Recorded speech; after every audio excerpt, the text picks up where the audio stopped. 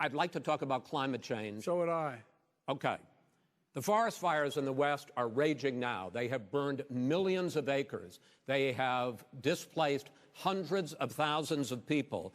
When state officials there blame the fires on climate change, Mr. President, you said, I don't think the science knows. Over your 4 years, you have pulled the U.S. out of the Paris Climate Accord. You have rolled back a number of Obama environmental records. What do you believe about the science of climate change, and what will you do in the next 4 years to confront it? I want crystal clean water and air. I want beautiful, clean air. We have now the lowest carbon. If you look at our numbers right now, we are doing phenomenally. But I haven't destroyed our businesses. Our businesses aren't put out of commission. If you look at the Paris Accord, it was a disaster from our standpoint. And people are actually very happy about what's going on because our businesses are doing well. As far as the fires are concerned, you need forest management in addition to everything else. The forest floors are loaded up with trees, dead trees that are years old, and they're like tinder, and leaves and everything else. You drop a cigarette in there, the whole forest burns down. You've got to have forest management. What do you You've believe? got to have cuts. What do you believe about the science of climate change, sir? I believe that we have to do everything we can to have immaculate air, immaculate water, and do whatever else we can that's good. You know, we're planting 1 billion trees, the Billion Tree Project, and it's very exciting. Do you believe for a lot of people. that human pollution, greenhouse gas emissions contributes to the global warming of this planet? I think a lot of things do, but I think to an extent, yes. I think to an extent, yes. But I also think we have to do better management of our forests. Every year, I get the call, California's burning. California's burning. If that was cleaned, if you had forest management, good forest management, you wouldn't be getting those calls. You know, in Europe, they live their forest cities. They're called forest cities. They maintain their forests. They manage their forests. I was with the head of a major country. It's a forest city. He said, sir, we have trees that are far more, they ignite much easier than California. There shouldn't be that problem. I spoke with the governor about it. I'm getting along very well with the governor. But I said, you know, at some point, you can't every year have hundreds of thousands of acres of land just burned to the ground. But, sir, that's burning down because of a lack of management. But, sir, if you believe in the science of climate change, why have you rolled back the Obama Clean Power Plan, which limited carbon emissions in power plants? Why have you relaxed? Because it was driving energy prices through the sky. Why have you relaxed fuel economy standards that are going to create more pollution from cars and trucks? Well, not really, because what's happening is the car is much less expensive and it's a much safer car, and you're talking about a tiny difference. And then what would happen, because of the cost of the car, you would have at least double and triple the number of cars purchased. We have the old slugs out there that are 10, 12 years old. If you did that, the car would be safer. It would be much cheaper by $3,500. In the case of California, they've simply ignored No, but you would take a lot of cars rollback off the market because people would be able to afford a car. Now, and by the way, we're going to see how that turns out. But a lot of people agree with me, many people. The car has gotten so expensive because they have computers all over the place for an extra little bit of gasoline. And I'm okay with electric cars, too. I think I'm all for electric cars. I've given big incentives for electric cars. But what they've done in California is just crazy. Right.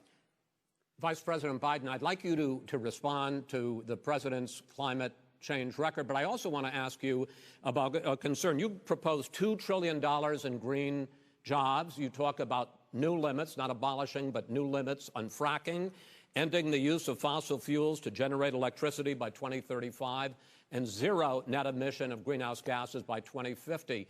The president says a lot of these things would tank the economy and cost millions of jobs. He's absolutely wrong, number one. Number two, if in fact, during our administration, the Recovery Act, I was in charge, able to bring down the cost of renewable energy to cheaper than or as cheap as coal and gas and oil. Nobody's going to build another coal-fired plant in America. No one's going to build another oil-fired plant in America. They're going to move to renewable energy, number one. Number two, we're going to make sure that we are able to take the federal fleet and turn it into a fleet that's run on their electric vehicles. Making sure that we can do that, we're going to put 500,000 charging stations and all of the highways that we're going to be building in the future. We're going to build an economy that, in fact, is going to provide for the ability us to take 4 million buildings and make sure that they, in fact, are weatherized in a way that, in fact, they'll emit significantly less gas and oil because the heat will not be going out. There's so many things that we can do now to create thousands and thousands of jobs. We can get to net zero in terms of energy production by 2035. Not only not costing people jobs, creating millions of good paying jobs, not $15 an hour, but prevailing wage, by having a new infrastructure that, in fact, is green. And the first thing I will do, I will rejoin the Paris Accord. I will join the Paris Accord because with us out of it, look what's happening. It's all falling apart. And talk about someone who has no relationship with foreign policy. Brazil, the rainforests of Brazil are being torn down, are being ripped down. More carbon is absorbed in that rainforest than every bit of carbon that's emitted in the United States. Instead of doing something about that, I would be gathering up and making sure we had the countries of the world coming up with $20 billion and say, here's $20 billion. Stop tearing down the forest. And if you don't, then you're going to have significant economic consequences. What about the argument that President Trump basically says that you have to balance environmental interests and economic interests, and he's drawn his line? Well, he hadn't drawn a line. He still, for example, makes sure that he wants to make sure that methane's not a problem. You can now emit more methane without it being a problem. Methane. This is a guy who says that you don't have to have mileage standards for automobiles that exist now. This is a guy who says that, well, the fact is, it's all true. And here's the deal. He's talking about the Green New Deal, and it's not $2 billion or $20 billion, as you said. It's $100 trillion. I'm talking about where they want to rip down buildings and rebuild the building. No, it's the dumbest, most ridiculous. Where airplanes are out of business, where two-car systems are out, where they want to take out the cows too. That's not true either, right? This is a $100 trillion. Look, that's more money than our country could make in 100 years if we're going to the case. I actually have studied your plan, and it includes upgrading 4 million buildings, weatherizing 2 million homes over 4 years, building 1.5 million energy-efficient homes. So the question becomes, the president is saying, I think some people who support the president would say that sounds like it's going to cost a lot of money and hurt the economy. What it's going to do is going to create thousands and millions of jobs, good-paying jobs. $100 trillion. The fact is, it's going to create millions of good-paying jobs, and these tax incentives for people to weatherize, which he wants to get rid of. It's going to make the economy much safer. Look how much we're paying now to deal with the hurricanes. By the way, he has an answer for hurricanes. He said maybe we should drop a nuclear weapon on them. They may. I never said that. That's at all. He did say. You made it up.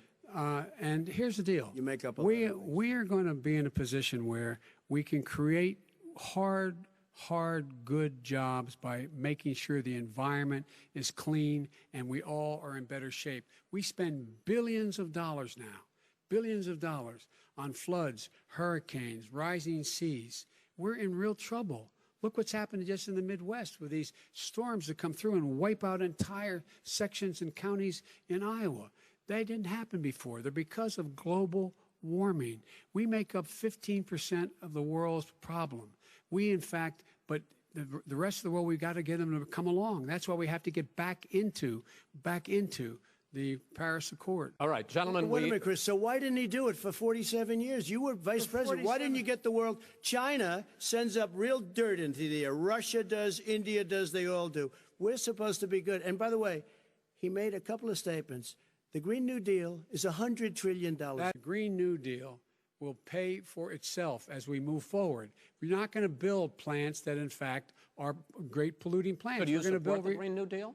Pardon me? Do you support? No, I don't support the Green New Deal. Oh, you don't? Oh, well, that's a big statement. I support that means you just the radical left. I support the Biden plan that I put forward. Okay.